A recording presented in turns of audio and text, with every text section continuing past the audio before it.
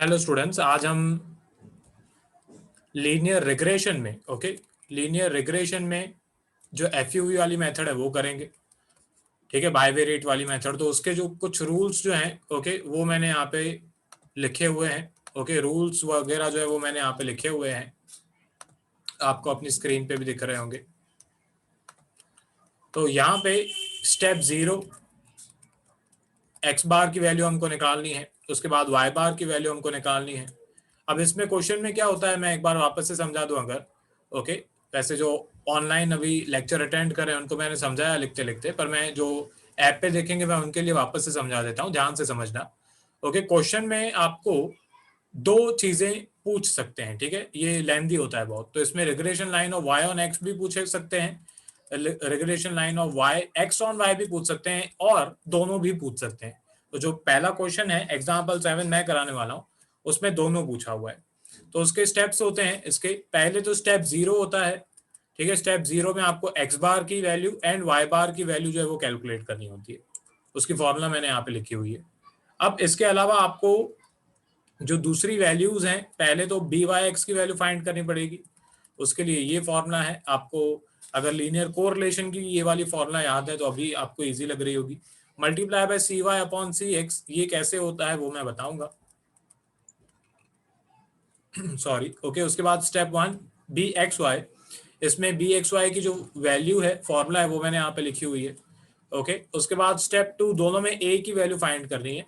तो यहाँ पे स्टेप 2 स्मॉल ए है, यहाँ पे स्टेप 2 में मैंने कैपिटल ए लिखा हुआ है।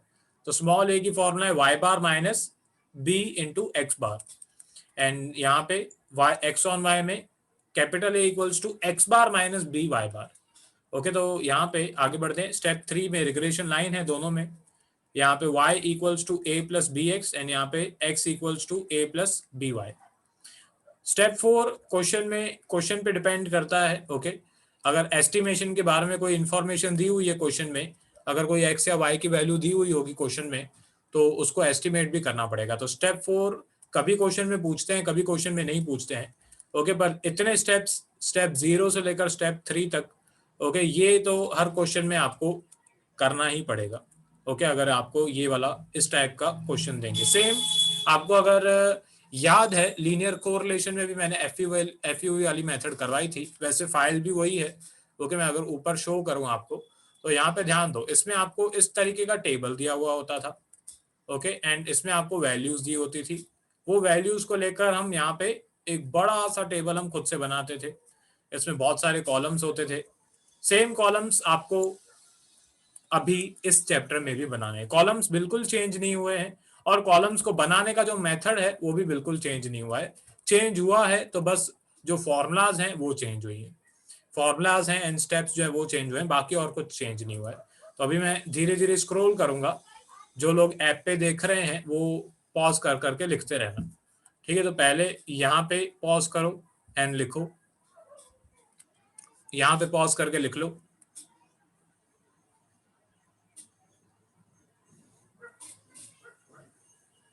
आगे बढ़ते हैं। स्टेप 2 तक आपने आई होप लिख लिया होगा। अभी स्टेप 3 एंड स्टेप 4 लिख लो। पॉज करके लिखते रहना प्लीज, ये थ्योरी वाले पेजेस में लिख लेना। अब यहाँ पे एक एग्जाम्पल जो है, इसमें दोनों चीजें पूछी हुई हैं। क्वेश्चन में डायरेक्टली आपको बोला हुआ है find 2 lines of regression from the following bivariate table. जो मेरे पास टेक्स्ट बुक है उसमें पेज नंबर 99 में है, एग्जाम्पल 7 है।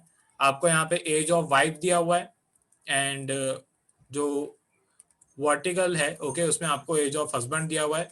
दोनों में आपको क्लासेस ही दी हुई है, तो जब दोनों में क्लासेस दी होती है तो ज्यादा समझ है वो थोड़ा एक स्टेप और टिपिकल हो जाता है। उसके अंदर आपको वैल्यूज दी हुई है। अब कॉलम्स तो मैंने पहले से ही बना के रखे हुए हैं ताकि टाइम वेस्ट नहीं हो, लाइव मैं जब रिकॉर्ड करता हूँ तब टाइम वेस्ट नहीं हो। तो ये कॉलम्स मैंने बना के रखे हुए हैं। यहाँ पे सेम वही कॉलम्स हैं जो मैंने आपको पहले भी सिखाए थे, और इन कॉलम्स को बनाने का जो मेथड है वो भी सेम ही है जो मैंने आपको पहले सिखाया था। ठीक है, अब ये कॉलम्स जो है वो मैं बनाना स्टार्ट करूंगा। तो सबसे पहले तो यहाँ पे एफ वाई और एफ एक्स का जो कॉलम है वो बनाना है हमको। तो वो तो सिंपल है, आपको जो ये फ्रीक्वेंसीज अंदर दी हुई है, जो जिसको मैंने ग्रीन कलर में यहाँ पे बैकग्राउंड जिसका मैंने ग्रीन किया हुआ है, वो आपको क्वेश्चन में दी हुई है वैल्यूज, वो वैल्यूज का आपको टोटल करना है हॉरिजॉन्टली भी और वर्टिकली भी। तो पहले यहाँ पे एफ आई पे आ जाते हैं। ये 6 प्लस ये जो 3 की वैल्यू है इसको प्लस करेंगे हम लोग। ओके, तो 6 प्लस 3 हो जाएगा 9। उसके बाद यहाँ पे 3 प्लस 16 प्लस 10, 3 वैल्यूज को प्लस करेंगे तो ये हो गया 29। उसके बाद यहाँ पे 10 प्लस 15 प्लस 7 ये हो गया 32। फिर यहाँ पे 7 प्लस 10 प्लस 4 तो ये हो गया 21। उसके बाद 4 प्लस 5 ये हो गया 9। ये तो हो गई एफ वाई की वैल्यू। इसका टोटल एफ वाई की वैल्यू का टोटल आ रहा है 100। मतलब हमारी एन की वैल्यू जो है वो है 100। आगे बढ़ते हैं, अभी एफ एक्स की जो वैल्यूज हैं वो निकालना स्टार्ट करते हैं। तो यहाँ पे भी पहले 6 प्लस 3, अब वर्टिकली कर रहा हूँ मैं टोटल, तो 6 प्लस 3 ये हो गया 9। उसके बाद यहाँ पे 3 प्लस 16 प्लस 10 ये हो गया 29। फिर यहाँ पे 10 प्लस 15 प्लस 7 ये हो गया 32। और उसके बाद यहाँ पे 7 प्लस 10 प्लस 4 21 एंड लास्ट में 4 प्लस 5 मतलब 9। अब वर्टिकली भी मैंने जो टोटल किया उसका भी टोटल 100 आ रहा है। ठीक है, वर्टिकल फ्रीक्वेंसीज को मैंने टोटल कर दिया सारा, तो इसका भी सबका टोटल जो है वो 100 आ रहा है। मतलब परफेक्ट हमारी गाड़ी अभी तक सही जा रही है। एन की वैल्यू इक्वल आनी चाहिए। उसके बाद दूसरा जो इंडिकेटर है वो सिग्मा एफ यू वी से मिलता है। Okay, sigma F U V की वैल्यू अगर दोनों में इक्वल है आपकी, मतलब आप सही जा रहे हो। इसके बाद है ना हमको मिड वैल्यूज निकालनी है। ठीक है, तो मिड वैल्यूज जैसे 11th में निकालते थे वैसे ही पहले upper limit and lower limit को प्लस कर देंगे, फिर डिवाइड बाय 2 कर देंगे। तो स्टार्ट करते हैं यहाँ पे 10 प्लस 20 मतलब 30 डिवाइड बाय 2 ये हो गया 15। उसके बाद यहाँ पे 20 प्लस 30 मतलब 50 डिवाइड बाय 2 ये हो गया 25। फिर यहाँ पे 30 प्लस 40 70 डिवाइड बाय 2, तो 70 डिवाइड बाय 2 मतलब 35। यहाँ पे आ जाएगा 45। ओके, और यहाँ पे आ जाएगा 55।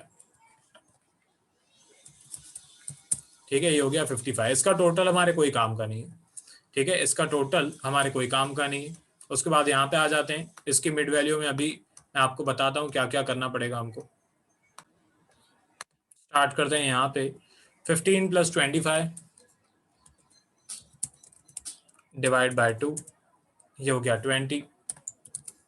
ठीक है, उसके बाद यहाँ पे 25 प्लस 35 डिवाइड बाय 2, ठीक है, ये हो गया 30। ओके, फिर ये हो जाएगा 40, पर फिर भी मैं चेक करूंगा। 35 प्लस 45 डिवाइड बाय 2 40 ये हो जाएगा 50, ये हो जाएगा 60। चेक कर लेते हैं। 55 प्लस 65 डिवाइड बाय 2, इसका एमवी का भी टोटल आ गया यहाँ पे। उसके बाद हमको आगे यू का कॉलम बनाना है और वी का कॉलम बनाना है। एंड इसमें अभी आपको बहुत ध्यान देना पड़ेगा। ठीक है, ध्यान देना बहुत। अब यहाँ पे पहले तो ये v की एंड u की फॉर्मूला है, x माइनस ये है v की formula. Okay, v equals to x minus a upon c। यहाँ पे मैं C X and C Y भी लिख देता हूँ, 2 मिनट रुको। यहाँ पे फॉर्मूला में मैं थोड़े चेंजेस तो करूंगा। ठीक है, यहाँ पे u लिखूंगा मैं पहले, तो u इक्वल्स टू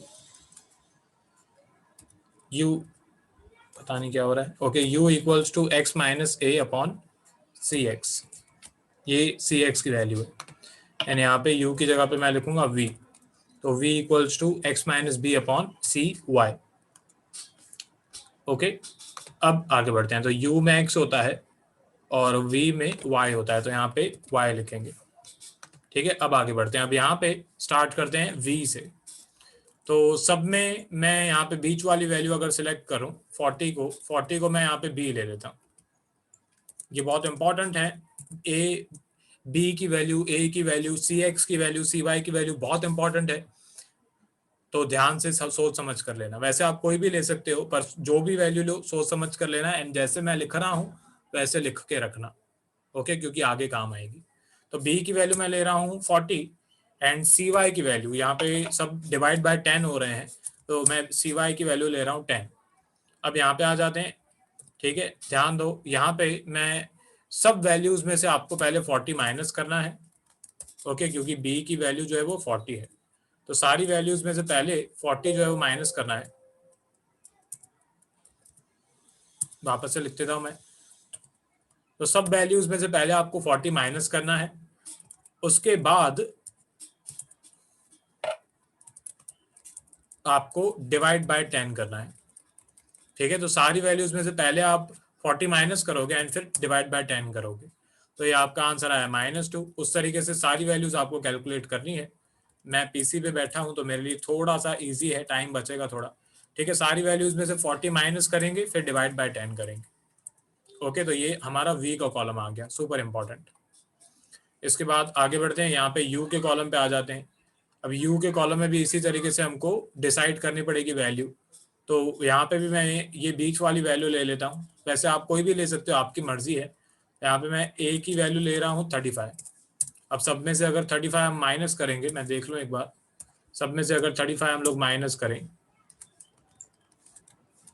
तो 10 10 10 का टेबल यहाँ पे भी लग रहा है। ठीक है, सब में से हम लोग माइनस कर सकते हैं 35 एंड उसमें से फिर 10 10 10 का टेबल मैं लगा दूंगा, मतलब ये हमारी सी एक्स की वैल्यू है 10। ओके, तो यहाँ पे पहले सब में से आपको 35 माइनस करना है, मिड वैल्यूज की सारी वैल्यूज में से आपको पहले 35 माइनस करना है, उसके बाद आप डिवाइड बाय 10 करोगे। ओके, तो ये आपका आंसर आ गया -2, और उसी तरीके से बाकी सारी वैल्यूज भी हम लोग फाइंड करेंगे। ठीक है, अब यहाँ पे ये सी एक्स और सी वाई की वैल्यू, ए की वैल्यू, बी की वैल्यू इंपॉर्टेंट है, क्योंकि इसके बेसिस पे मीन वगैरह जो है वो कैलकुलेट होता है। आगे बढ़ते हैं, इसके बाद अभी वी एफ वी का कॉलम। अगर आपने लीनियर कोरिलेशन वाला चैप्टर में ये वाली मेथड सीखी है, फिर आपको सब कुछ पता है पहले से ही, अभी आपके लिए कुछ न्यू नहीं है। न्यू क्या है आपके लिए? कैलकुलेशन के भाई स्टेप्स वगैरह जो है वो उसमें वैल्यूज वगैरह पुट करके कैलकुलेशन करनी पड़ेगी, बाकी और कुछ न्यू है नहीं। बाकी सब टेबल में वैसे ही बनाऊंगा जैसे मैंने कोरिलेशन में आपको सिखाया।